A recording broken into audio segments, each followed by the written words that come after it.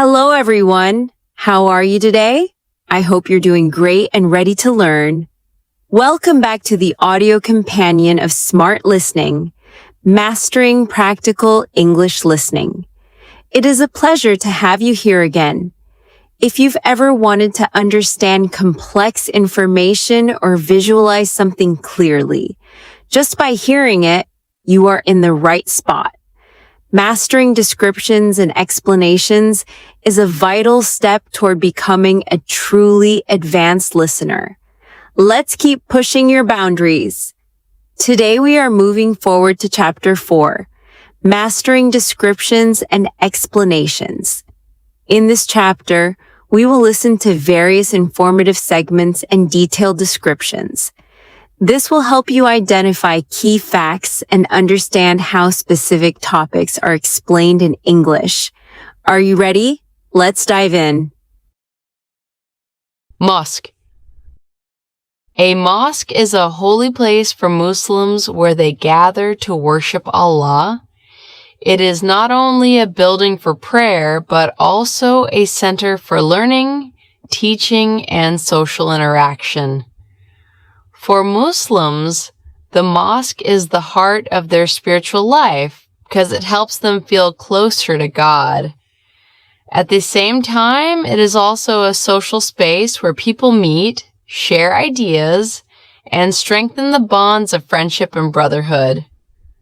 The main part of a mosque is the prayer hall, which is usually wide and open so that many worshipers can pray together.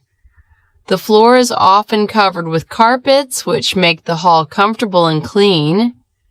At the very front of the hall, there is a mihrab, a small curved niche in the wall that shows the direction of Mecca, which is called the Qibla. This helps Muslims face the correct direction when they pray. Beside the mihrab, there is usually a minbar or pulpit, where the imam stands to deliver the sermon during Friday prayers. The imam's voice can be heard clearly across the hall so that everyone can listen and learn. From the outside, mosques are easy to recognize because of their special design. Many mosques have large domes that rise high above the building, giving a sense of beauty and strength. The dome is not only decorative, but also symbolic, representing the greatness of the heavens. Most mosques also have tall minarets or towers, which are used to call Muslims to prayer 5 times a day. In the past, a muezzin would climb the minaret and call the adhan with his voice. Today, the call to prayer is usually played through loudspeakers so that people in the whole area can hear it. A mosque is not only for worship, but also for education and community life. Children usually come to the mosque in the afternoon to study the Quran and learn basic Islamic teachings. Adults also attend lessons, discussions, and religious lectures to increase their knowledge and strengthen their faith. During Ramadan, mosques become very busy with extra prayers such as Tarawih, Quran recitations, and charity events. On Islamic holidays, the mosque is often filled with people who come together to celebrate, pray, and share happiness. The atmosphere inside a mosque is usually calm, peaceful, and respectful. Worshippers are expected to enter with humility, remove their shoes, and wear clean and modest clothes. Men and women usually pray in separate areas to keep the prayer orderly and focused. People talk softly and behave politely because the mosque is considered a sacred place. For Muslims, the mosque is not just a physical building, but also a symbol of unity, peace, and devotion. It plays an important role in shaping the spiritual, moral, and social life of the Muslim community.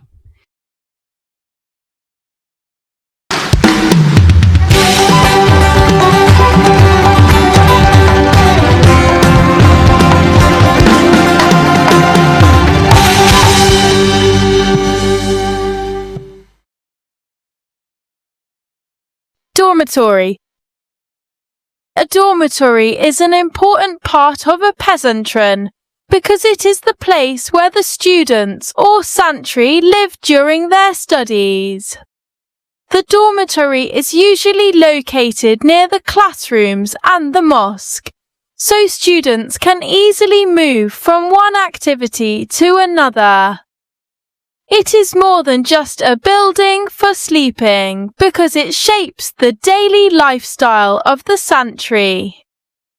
For many of them, the dormitory becomes a home away from home, where they spend most of their time with friends. The design of a pesantren dormitory is usually simple and practical. The rooms are often shared by several santry, which teaches them how to live side by side with others. Inside the room, there are only basic things such as beds, small tables and cupboards. Bathrooms are normally outside the rooms and used together by all students, so everyone needs to be patient and organized. Even with its modest facilities, the dormitory is full of activity and becomes the center of student life. Daily life in the dormitory follows a certain rhythm.